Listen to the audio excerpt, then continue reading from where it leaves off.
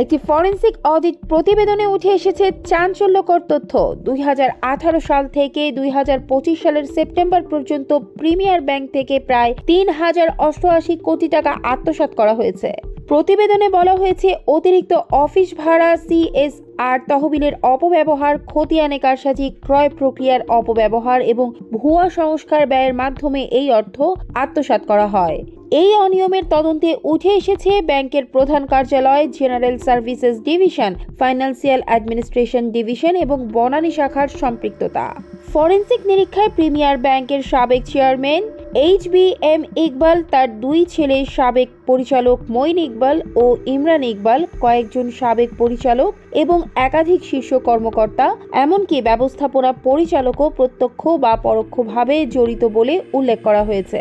Forensic অডিটটি পরিচালনা করে MABS&J partners. 2025 সালের আগস্টে বাংলাদেশ ব্যাংকের নির্দেশে গঠিত তদন্ত কমিটি এই উদ্যোগ নেয় এবং 2026 সালের জানুয়ারিতে প্রতিবেদন জমা দেয়। আত্মসাৎ হওয়া অর্থ উদ্ধারে ইতিমধ্যে একাধিক মামলা করেছে প্রিমিয়ার ব্যাংক। গত 11 মার্চ 35 কোটি টাকার একটি মামলা করা হয় প্রিমিয়ার ব্যাংক ফাউন্ডেশনের নামে অর্থ অপব্যবহারের অভিযোগে। এরপর 15 মার্চ আরও দুটি মামলা করা হয়, যেখানে অফিস ভাড়া ও ভেন্ডরদের নামে আত্মসাৎ করা মোট 3053 কোটি 79 লাখ টাকা ফেরত চাওয়া হয়। 2018 সাল থেকে 2025 সালের মধ্যে ইকবাল ও তার পরিবারের সঙ্গে সম্পর্কিত একটি ভাড়াটিয়া প্রতিষ্ঠানের মাধ্যমে 406 কোটি টাকার বেশি আত্মসাৎ হয়। ইকবাল সেন্টারের প্রতি বর্গফুট ভাড়া নেওয়া হয় 350 থেকে 506 টাকা, যেখানে বাজার দর ছিল 120 থেকে 160 টাকা। এতে ব্যাংকের ক্ষতি দাঁড়ায় প্রায় 2719 কোটি 88 লাখ টাকা। সিএসআর বিজ্ঞাপন, প্রচারণা ও ব্যবসা উন্নয়ন খাতে অনিয়মের মাধ্যমে আত্মসাৎ করা হয় 607 কোটি টাকা। 128 কোটি টাকার সিএসআর খরচের বড় অংশ বাস্তবে বিতরণ হয়নি। ভাউচার, নথি ও দরপত্র ছাড়াই খরচ দেখানো হয়েছে। কিছু অর্থ ব্যক্তিগত ও পরিচিতদের কাছে স্থানান্তর করা হয়। স্যান্ড্রি ডেটর্স অ্যাকাউন্টকে ব্যবহার করে 667 কোটি টাকার বেশি অর্থ ভেন্ডর প্রতিষ্ঠান ও ব্যক্তিগত অ্যাকাউন্টে স্থানান্তর করা হয় বিনা অনুমোদনে। 22টি ভেন্ডর ও একটি ব্যক্তিগত অ্যাকাউন্টের মাধ্যমে 655 কোটি টাকার বেশি আত্মসাৎ নিশ্চিত হয় ফরেনসিক বিশ্লেষণে। প্রিন্টিং ও স্টেশনারি খাতে 129 কোটি টাকার ব্যয়ের মধ্যে প্রায় 81 কোটি 73 লাখ টাকা আত্মসাৎ হয়।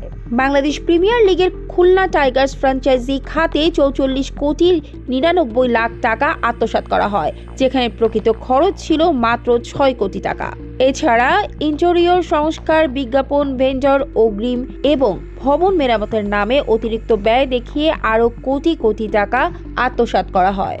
2025 সালের 19 আগস্ট বাংলাদেশ ব্যাংক প্রিমিয়ার ব্যাংকের বোর্ড পুনর্গঠন করে। নতুন বোর্ড জানায়, আগের ব্যবস্থাপনায় বড় ধরনের দুর্বলতা ও অনিয়ম ছিল। বর্তমান চেয়ারম্যান আরিফুর রহমান বলেন, অনিয়ম চিহ্নিত করে ইতিমধ্যে 6টি অডিট ফার্ম নিয়োগ দেওয়া হয়েছে এবং অর্থ উদ্ধারের চেষ্টা চলছে। সাবেক চেয়ারম্যান HBM ইকবাল 26 বছর নেতৃত্ব দেন এবং 2025 সালের জানুয়ারিতে পদ ছাড়েন। 2024 সালের আগস্টে রাজনৈতিক পদ পরিবর্তনের পর তিনি দেশ ছাড়েন। বাংলাদেশ ব্যাংকের তত্ত্বাবধানে এখন ব্যাংকটি সুশাসন ও জবাবদিহিতা পুনর্গঠনের চেষ্টা করছে। প্রশ্ন এখন একটাই, বিপুল অঙ্কের অর্থ আত্মসাতের দায় শুধু ব্যক্তির নাকি পুরো ব্যবস্থার ব্যর্থতার প্রতিচ্ছবি? যখন একটি আর্থিক প্রতিষ্ঠানের ভেতরেই এত বড় পরিসরে অনিয়ম ও আত্মসাতের ঘটনা ঘটে, তখন আসলে আমরা প্রতিষ্ঠানটিকে নিয়ন্ত্রণ করছি নাকি প্রতিষ্ঠানগুলো আমাদের নিয়ন্ত্রণের বাইরে চলে যাচ্ছে?